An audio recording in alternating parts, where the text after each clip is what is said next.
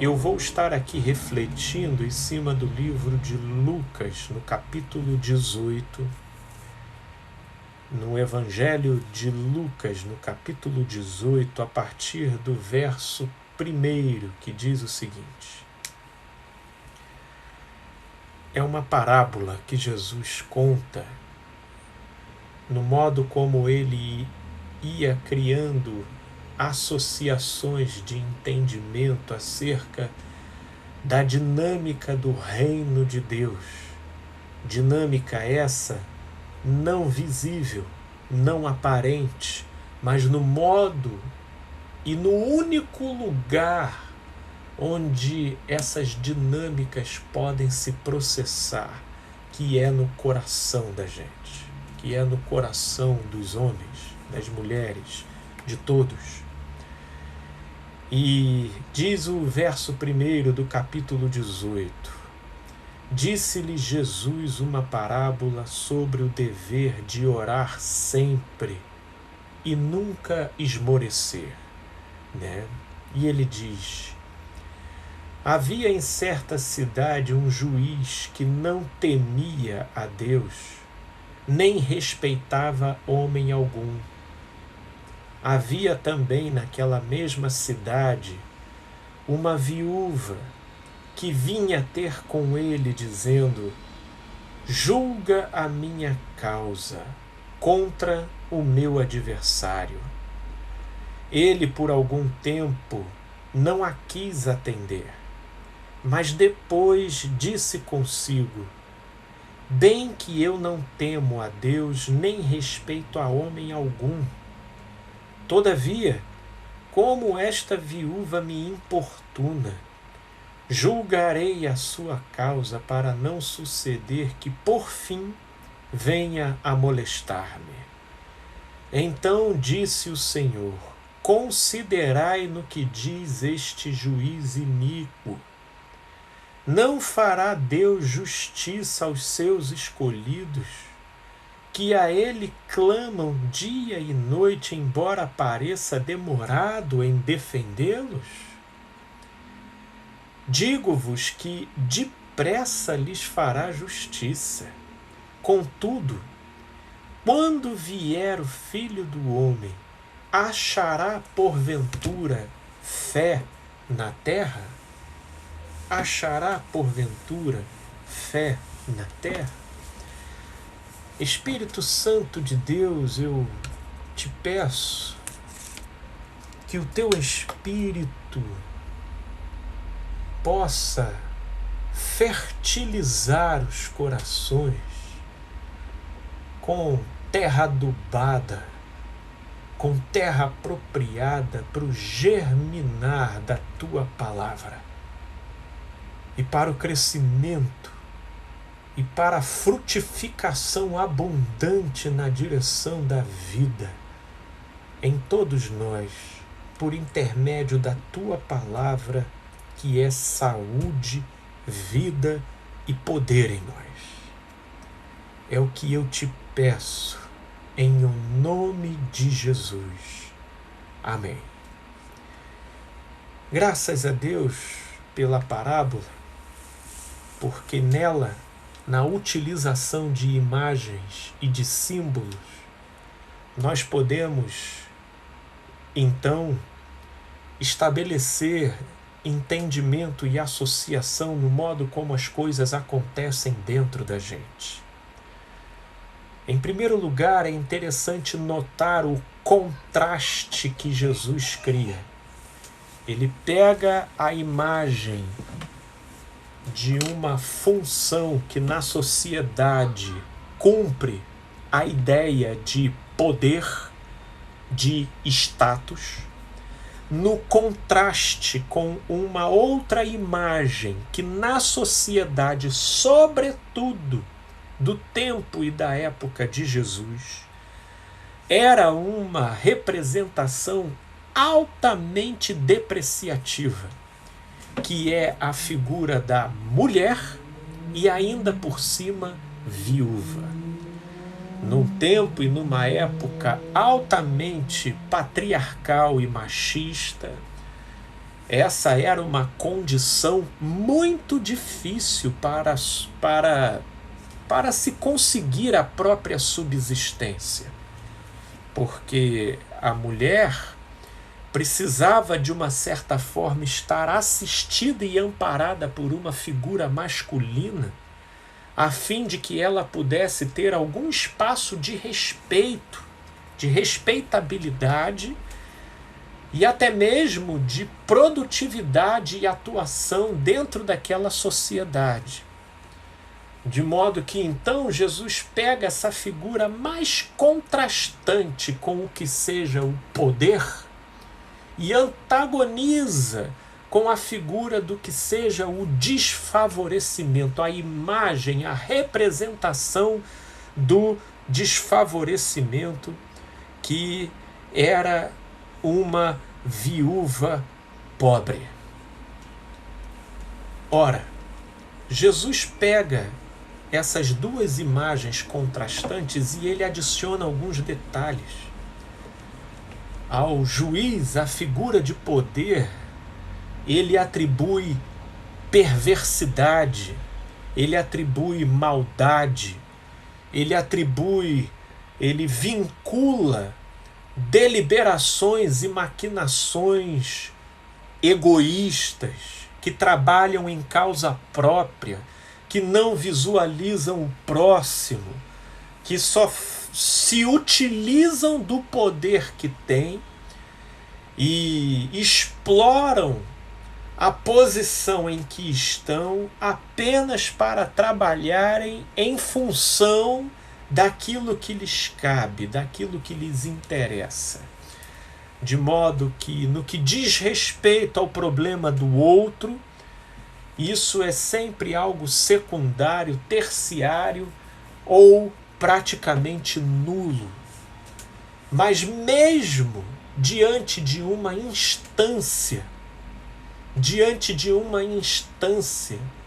com esse tipo de fama e de representação, é interessante como que Jesus destaca a insistência dessa outra figura na fama, que, conforme nós vimos, caracterizadas pelos aspectos totalmente antagônicos referentes ao desfavorecimento. Era uma viúva, era uma pobre e que buscava justiça diante de um agravante cometido por um dado adversário. E mesmo não sendo ouvida, ela insistia, como quem insistisse na esperança de conseguir. Mas o que estava exibido na fachada do cenário eram elementos e representações totalmente desanimadores, para que ela pudesse conseguir o então objetivo buscado. Mas ela insistia, ela permanecia em buscar. Até que aquele juiz perverso chegou a uma conclusão. Ele pensa: olha, não há nada que essa mulher possa me favorecer. E eu não terei nenhuma vantagem pessoal acrescentada se eu ajudá-la, salvo eu readquirir a minha tranquilidade, porque a insistência dessa mulher está me chateando deveras. Então, para que eu possa dispensá-la, eu vou julgar o caso dela. Veja como que Jesus mostra que até na perversidade, a bondade por vezes é praticada por tabela como expressão do egoísmo de quem pratica. Não necessariamente para ver o bem em relação a quem a bondade está sendo feita, mas ainda a serviço do egoísmo de quem está praticando, de já não se ver apurrinhado por aquelas solicitações constantes por parte de quem precisa. Então, o juiz vai lá e delibera a causa dela. E aí, Jesus diz: considerai no que diz esse juiz iníquo, considerai a elucubração dele. Olha o que ele na iniquidade e no egoísmo dele, ele entende que a realização do bem ele é conveniente para a manutenção do seu próprio conforto e egoísmo. Veja como que até para o iníquo a bondade pode ser utilizada como instrumento para a manutenção do seu próprio império de egoísmo. Ora, se isso é uma dinâmica possível numa mentalidade ímpia e perversa, aí é que Jesus chama a atenção de uma coisa que eu gostaria de hoje refletir aqui com vocês. Não fará Deus justiça aos seus escolhidos, que a Ele clamam dia e noite, embora pareça demorado em defendê-los? Embora pareça demorado em defendê-los. Digo-vos que depressa lhes fará justiça. Digo-lhes que depressa lhes fará justiça. Veja como que aqui Jesus ele comunica dois tipos de impressões diferentes. Primeiro é embora pareça demorado, e depois vem uma afirmação categórica. Digo-vos que depressa lhes fará justiça. Aí eu te pergunto, quem está certo nessa história? A afirmação de Jesus que disse depressa lhes fará justiça, ou as nossas impressões no modo como elas comunicam está demorando? Está demorando. A grande verdade é que é nesse imbróglio onde a fé de muitos está morrendo. E morrendo, ao meu ver, não pela sua ausência, mas pelo seu redirecionamento na direção daquilo que não salva. Como assim, Felipe? O que você está querendo dizer? A grande verdade, e o que leva Jesus a perguntar, logo na sequência do trecho que nós lemos, quando vier o Filho do Homem, achará, porventura, fé na terra? Fé em Deus. Porque a fé em Deus está se tornando cada vez menos frequente, porque nós estamos cada vez mais voltados a direcionar a nossa credulidade aos nossos próprios sentimentos e impressões. Embora pareça demorado, são essas sensações da demora, do prolongamento, daquilo que os nossos sentidos comunicam, da grandiosidade da perversidade das instituições, a injustiça institucionalizada, os governos perversos. Todas essas dimensões, elas estão presentes e frequentemente emulando uma série de estímulos na direção daquilo que desanima, na direção daquilo que frustra, na direção daquilo que revolta, na direção daquilo que fomenta em nós a desesperança, a impaciência, o desânimo e tudo aquilo que coloca a gente numa rota de desgosto tal que a gente não vai percebendo, mas naquilo em que nós vamos sendo atravessados por notícias de corrupção, por notícias de opressão, por notícias de injustiça, o tempo todo. Isso vai fomentando na gente esse embora pareça, que Jesus notifica aqui. Embora pareça. Parece que é demorado. Parece que as mãos de Deus estão ausentes. Parece que nós estamos largados ao léu. Parece que Deus virou as costas. Parece que nós estamos ao bel prazer do poder e da tirania e do capricho absolutamente autônomo e com prerrogativas e potenciais de estabelecerem o seu próprio critério, as suas próprias decisões e as suas próprias loucuras, à revelia de qualquer limite ou de qualquer fronteira.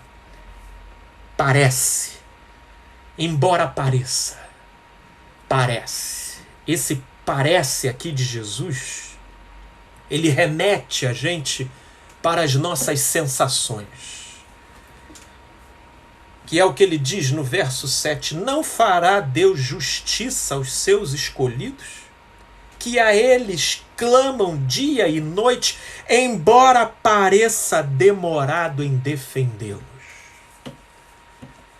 A ausência de fé em Deus é por causa do redirecionamento da nossa fé aos nossos próprios sentidos e impressões que passam a ser servidos e acreditados como divindades em nós. Porque, na verdade, a gente não crê que Deus fará justiça aos seus escolhidos, porque a sensação de demora vence dentro de nós de uma tal forma a estar sempre nos levando para o desespero e para o excesso de ansiedade. E é por isso que na esteira dessa reflexão, Jesus diz: quando vier o Filho do Homem, achará porventura fé na terra? Fé disponível para olhar para Deus como sendo o único com poder de nos livrar e de nos guardar, independente daquilo que os nossos sentidos comunicam. Porque, independente dos nossos sentidos, veja a afirmação peremptória de Jesus no verso 8. Digo-vos que depressa lhes fará justiça. Depressa lhes fará justiça. Ora, se Jesus diz que depressa Deus fará justiça, o que eu faço com a minha sensação de que a coisa demora? Muitos de nós cultuamos essa sensação e estabelecemos essa impressão como a medida de verdade acerca da realidade. E qual é o resultado? A gente se desespera. Qual seria o resultado, por exemplo, nessa parábola aqui que nós lemos? A viúva teria desistido. A viúva já teria desistido, ela já teria tomado rumo, ela já teria ido para outra direção, ela teria se conformado com a sua própria aflição. Mas a insistência a insistência da viúva, o modo como ela insistia, é que reflete o modo como inicia essa parábola. Olha como que ela inicia no versículo 1, e que eu creio que aqui esteja a grande lição. Disse-lhe Jesus uma parábola. Nós estamos no Evangelho de Lucas, no capítulo 18, para quem está chegando agora para nos acompanhar. Lucas, no capítulo 18, versículo 1, é a parábola do juiz iníquo. Disse-lhe Jesus uma parábola sobre o dever de orar sempre e nunca esmorecer. Oração, minha gente, não faça a ideia de oração como aquilo que você tem que ir para um terreno, para um endereço religioso específico, e aí então você cumprir toda a liturgia da oração para que de fato aquela oração seja efetivada como tal. Não, não é dessa oração que está sendo falado aqui, até porque não foi assim que Jesus viveu a oração. Ouvir Jesus falar sobre oração, precisamos nos desvencilhar daquilo que a religião tornou a ação da oração. A religião tornou a oração uma liturgia, um ritual, uma prática exteriorizada por determinados comportamentos sagrados, mas que não necessariamente está associado a uma conexão verdadeira do coração com o divino. Portanto, colocando de lado toda essa coreografia do sagrado determinado pela liturgia da religião no que concerne a oração, oração em Jesus é sinônimo de conexão. De conexão. É a conexão que mantém vivo dentro da gente a certeza que, independente daquilo que os nossos sentidos estão capturando do meio, nada nos demove da certeza de que estamos acompanhados, de que somos amparados, de que estamos sendo assistidos, de que estamos sendo cuidados. Isso é oração. Isso é oração. Isso é orar sempre e nunca esmorecer. É manter vivo essa conexão com aquilo que nos transcende. Mas nós estamos frequentemente bloqueando essa certeza, esse caminhar pacificado, essa conexão com o alto, conquistado por preço de sangue na cruz do Calvário, porque a nossa fé e a nossa credulidade, ela tem sido redirecionada para as nossas impressões, para as nossas sensações, no modo como a nossa alma reage à realidade palpável, tangível, concreta, visível e imediata. De modo que, se nos sobrevém uma ameaça, a gente acredita muito mais no nosso medo do que no livramento decorrente dessa conexão. Se nós sofremos uma injustiça, nós acreditamos muito mais no nosso desânimo e no nosso ressentimento do que na assistência de um Deus que tudo vê e que age pelos seus filhos de amor.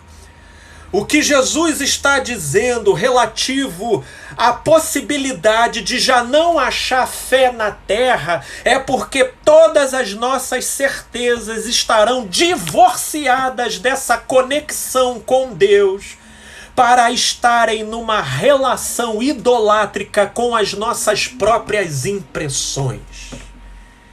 E aí, porque a gente acha que demora, a gente se desespera.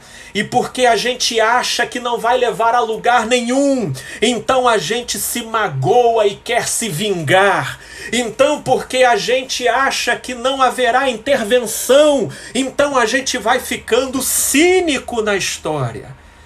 Porque quando a gente perde essa conexão de orar sempre e nunca esmorecer, como Paulo, que afirma aqui em 2 Coríntios, no capítulo 4, quando ele diz: por isso não desanimamos, pelo contrário, mesmo que o nosso homem exterior se corrompa, contudo, o nosso homem interior se renova de dia em dia, porque a nossa leve e momentânea tribulação produz para nós peso eterno de glória, acima de toda comparação, não atentando nós nas coisas que se veem, mas nas que se não veem, porque as que se veem são temporais, e as que se não veem são eternas. Quem, todavia, caminha com essa transcendência ativa dentro de si? Quem? Os negacionistas. Os negacionistas, eles carregam essa transcendência dentro de si? Eu digo para vocês que não. Os negacionistas são os mais amedrontados de todos. Eles são os mais amedrontados e o próprio sintoma que me permite fazer essa afirmação é justamente a negação do óbvio com o qual eles lidam com a realidade, porque eles precisam negar a verdade da realidade para eles se isentarem do controle do medo sobre eles. Então eles precisam achar que a pandemia não faz nada, que essa doença é só uma gripezinha, que não é para se preocupar, eu não vou andar de máscara nada. Eles negam a realidade. Eles negam que está tudo ruim. Eles negam que tenha corrupção, porque eles não querem lidar com a revolta. Então eles negam, não, está tudo bem. Tá tudo bem, o circo tá pegando fogo, mas eles estão negando. E existem muitos que de uma certa forma confundem isso como se a pessoa fosse tranquila ou supostamente madura, quando na verdade o negacionismo é só uma forma velada de o sujeito fugir dentro de si do deflagramento de sentimentos com os quais ele não sabe lidar. Então o negacionismo, ele não é fé, né? Ele não é fé. O negacionismo, ele é apenas um sintoma do desespero. Porque ele se serve do expediente de negar a realidade para que a própria alma não seja atingida por estímulos que produzirão nele efeitos com os quais ele não saberá lidar. Então ele vive negando inúmeras implicações da realidade. Portanto, quando eu falo aqui de crer, eu estou dizendo daqueles que aprenderam em Deus a não tomar como absoluto aquilo que se sente em favor daquilo que entende, em favor daquilo que se pode crer em Deus. Em Deus. De modo que, quando estamos com a nossa credulidade devidamente direcionada a Deus, nós caminhamos com todo temor, sem pânico. Nós caminhamos com todo bom senso, sem paranoia. Nós caminhamos com todo equilíbrio, sem incoerências. Nós vamos caminhando, passando por montes e vales, mas mantendo a essência preservada. Porque, embora pareça demorado, eu creio que depressa ele fará justiça. E a impressão de que seja demorado diz respeito apenas a uma distorção da minha natureza caída. Logo, não representa a realidade dos fatos. Porque se eu creio que um Deus me ama, será depressa que ele fará justiça. Mas a pressa de Deus não consegue ser por mim sentida, porque as minhas sensações estão distorcidas pela minha própria natureza caída. Então eu me relativizo diante do amor de Deus e já não estabeleço as minhas próprias sensações como o absoluto acerca da vida, de modo a manter preservado essa conexão que, caminhando no chão da vida, prova dos mais diversos cenários, alguns extremamente animadores, mas eu não surto com a inflação do ego, e outros extremamente desanimadores, mas eu não entro em desespero como se eu estivesse sozinho, porque as minhas impressões, elas já não são o absoluto da tradução acerca da realidade, porque eu me creio conectado com um amor maior, que me amou estando eu morto em meus delitos e pecados, e que com essa validação resolveu lançar sobre mim um cuidado ao qual eu não mereço. Por isso, quando as minhas impressões me comunicam sensações que criam dentro de mim divergências em relação a essa verdade que eu resolvi abraçar como um absoluto acerca da minha realidade, então eu escolho dentro de mim desqualificar as minhas sensações em favor dessa verdade. E isso, meus amigos, é o nosso dever. Ou eu diria, isso, meus amigos, é o nosso privilégio diário. Essa é a nossa cruz, diariamente, de renunciarmos o embora pareça demorado, em favor da certeza depressa lhes fará justiça.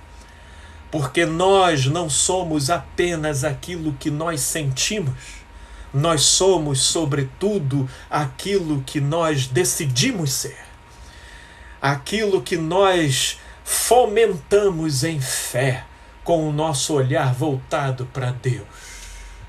Portanto, meus amigos, a sua sensação de desespero, a sua sensação de medo, a sua sensação de injustiça, o seu ressentimento, absolutamente nenhuma dessas impressões, certamente desencadeadas pela vivência de inúmeras situações que carregam a aparência da ausência de Deus. Nenhuma dessas impressões são um absoluto sobre a realidade, salvo você assim as trate no seu olhar. Por isso é que disse Jesus, os olhos são a candeia do corpo. Se os teus olhos forem bons, todo o teu corpo será luz. Mas se os seus olhos forem maus, até a luz que há em ti será trevas. Portanto, meus amigos, achará o Filho do Homem fé na terra? Porventura achará essa fé conectada com Deus, sem esmorecer,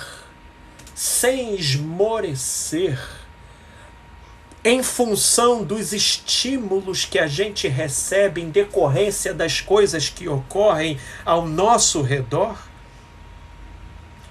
em relação às coisas que ocorrem ao nosso redor. Porque aí, meus amigos, nessa direção, eu quero finalizar essa nossa reflexão em cima dessa parábola com a seguinte advertência de Jesus, ainda aqui no Evangelho de Lucas, sendo que no capítulo 21, no versículo 34, ele diz o seguinte: acautelai-vos por vós mesmos, para que nunca vos suceda que o vosso coração fique sobrecarregado com as consequências da orgia, que são das sensualidades do corpo, das sensações, da embriaguez, que tem a ver com aquilo que furta a sobriedade da consciência, criando cenários imaginativos que substituem o concreto da realidade e das preocupações deste mundo. E para que aquele dia não venha sobre vós repentinamente como um laço, pois há de sobrevir a todos os que vivem sobre a face de toda a terra. Vigiai, pois, a todo tempo, orando, mantendo essa conexão, para que possais escapar de todas estas coisas que têm de suceder e estar de pé na presença do Filho do Homem e estar habilitado de maneira coerente diante da manifestação de tão grande amor na nossa direção. Portanto, meus irmãos e minhas irmãs em Cristo Jesus, permanecei firme no amor de Deus e não atropelem Deus com as suas próprias sensações, tomando as suas próprias impressões como sendo a medida de verdade acerca da vida, porque não é. As nossas impressões, elas apresentam contradições que nos distanciam do sentido da vida, criando a sensação de demora onde na verdade existe pressa, criando sensações de ausência quando na verdade existe presença, criando impressões de bagunça quando na verdade existe propósito. Portanto, meus amigos, que mantenhamos o coração aquecido para que prevaleça a fé no nosso coração quando da vinda do Filho do Homem, para que permaneça essa conexão em Deus e não essa idolatria das nossas próprias reações e sensações. Essa é que é a mensagem que eu quero deixar para cada um de nós, a fim de que não sejamos entorpecidos, obnubilados, atordoados com as reações dos estímulos que nos cercam, mas que nada disso venha a matar a transcendência em nós e a certeza de que o cuidado de amor de Deus nunca esteve ausente da nossa própria trajetória. Credo nisto.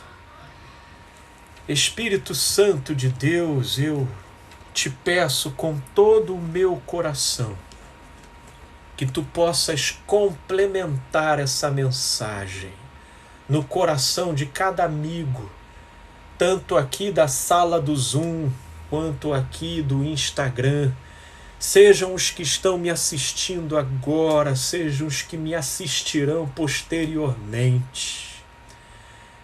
Que o teu Espírito leve-os a discernir todas aquelas áreas da vida onde as impressões, onde as próprias sensações estão substituindo e soterrando a fé e a certeza no teu amor e no teu cuidado.